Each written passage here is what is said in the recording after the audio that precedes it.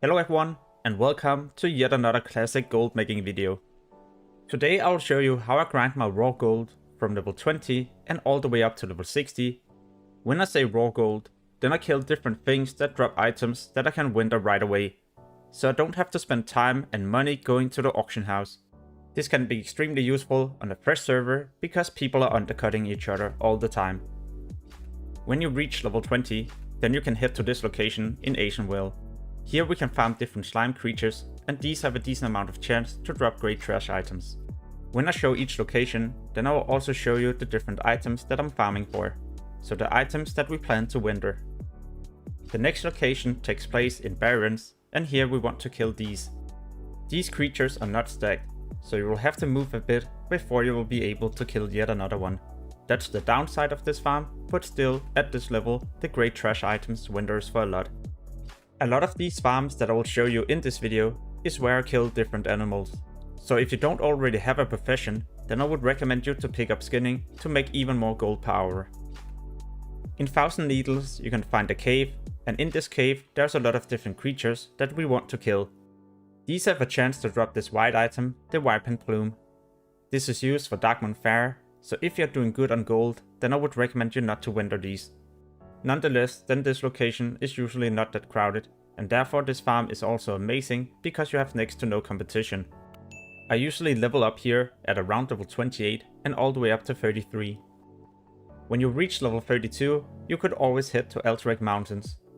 Up here, at the different locations, you can farm these lions. Some of them will be visible and others will be stealthed, so make sure not to pull too many before you have made sure that there's no stealth in the area. In Stranglethorn Whale, there are so many different beasts. For example, these raptors has a decent amount of chance to drop great trash items. As Stranglethorn Whale is crowded with different beasts, then having skinning at this location will definitely be useful. Before you go to this location, then remember that these beasts you kill for a quest. And at the same time, Stranglethorn Whale is also the home for PvP.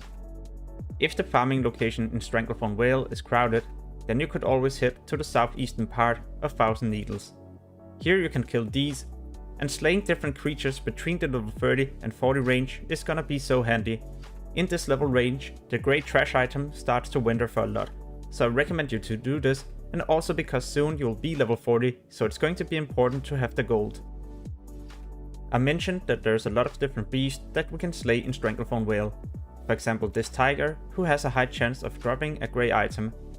What's so special about this grey item is that it winters for a lot compared to other grey items that you can get at this level range.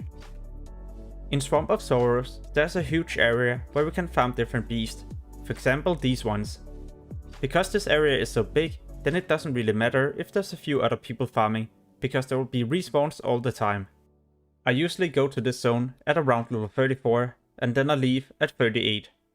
Before I move on to the next raw gold farm that you can do in WOTLK Classic, then I would like to talk about rested experience. On this webpage, you will be able to find different things that will help you level faster. For example, logout skips, death skips, but also how you can solo different bosses. On top of this, they also have amazing leveling add-ons for Vanilla, Burning Crusade, and WOTLK content. So in case you don't know where you should level, then I highly recommend you to check out this webpage to get some more knowledge. In Badlands, you can easily stay all the way up to level 40. And when you reach level 40, you should also be able to afford your mount. This is if you farmed here and in Swamp of Sorrows. Because for those 5 levels, you'll most likely make in between 50 to 70 gold. Another option that you could also check out is this location in Dustswallow Marsh. But I honestly don't recommend you to do this spot if you could do the one in Swamp of Sorrows or maybe in Badlands. The reason for this is because these spiders drop a lot of white items that you would have to post on auction house to make a decent amount of gold per hour compared to the 2 other spots. By this point, you should also be close to level 40 and be able to buy your mount. Before I show you the remaining spots all the way up to level 60, then I also recommend you to subscribe and hit the notification bell in case you're interested in classic gold making videos or maybe investment videos. Anyway, back to the next farming spot. This spot is located in Stranglethorn Whale, and outside this cave you can farm different basilisks.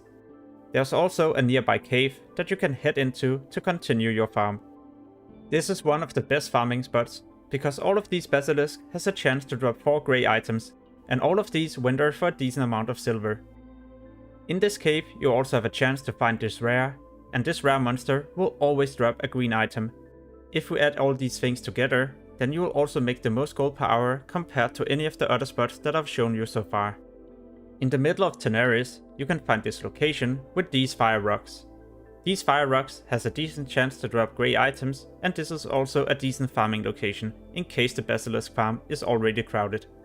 But if the basilisk farming location is available, I would recommend you to do that till either 44 or 45. When you reach level 45, you could then swap to Ferralis. In the southern part you can kill different creatures, and there's even a rare patrolling in this area. This area is usually not that popular, and therefore it's one of my favorite farming locations because there's next to no competition. In Hinterlands you can slay different ooze at these 2 locations.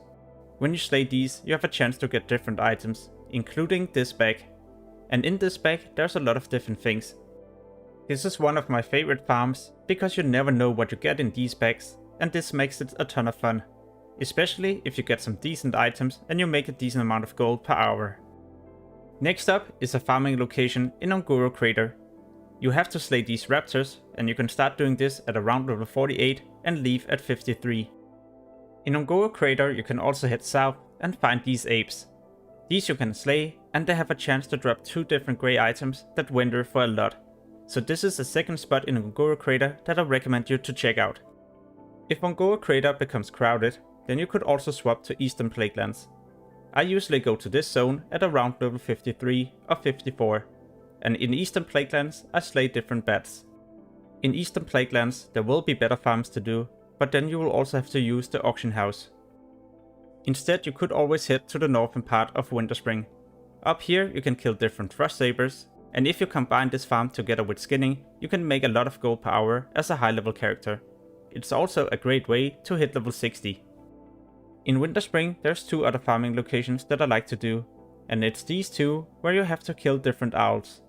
I'm not entirely sure what will be the best gold per hour in Winterspring, if it's going to be the frost sabers or the owls. At this point you're now also ready to head into Burning Crusade content and start leveling in Outland. If you would like to see raw gold making in Burning Crusade content for Wrath of the Lich King, then let me know this in a comment below the video so I can work on a video for this. Nonetheless, you should be fine on gold at this point and be able to buy your level 60 flying mount. But yeah, that's also about it for this video. In case you would like to see more Wrath of the Lich King content, for example class guides, profession guides, or how you can level or make gold, then make sure to check out the channel. As always, thank you so much for watching and have an amazing day. Peace.